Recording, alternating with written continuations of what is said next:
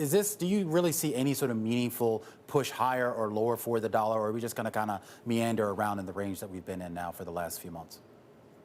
I got to say, I think we're going to meander. I think there is a strong interest in non-U.S. assets.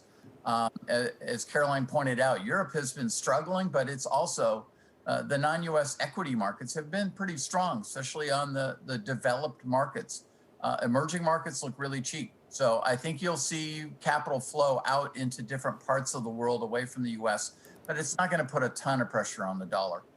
I think currencies really seem to be range bound, especially when all the central banks are pretty coordinated right now in providing liquidity into the markets.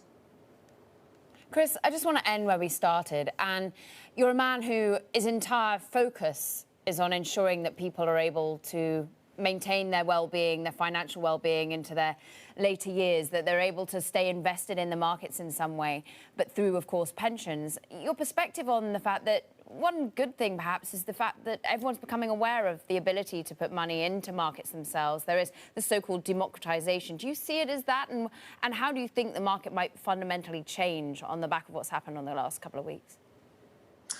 Overall, I think, Caroline, it's a wonderful thing. I mean, you've got an entire generation of millennials now that are very attuned to investing. They can do it at so easily on their phones. I mean, you know, it wasn't long ago, like about a year ago, that you used to pay commissions on every transaction. And the fact that we're commission free is a wonderful thing. But the markets have to have integrity. And the issue of micro trading and the dark pools and the fast trading, I think that's got to be regulated and really taken a look at.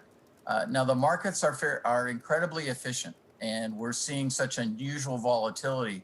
I think long term, this is creating some financial literacy we had not seen in past generations.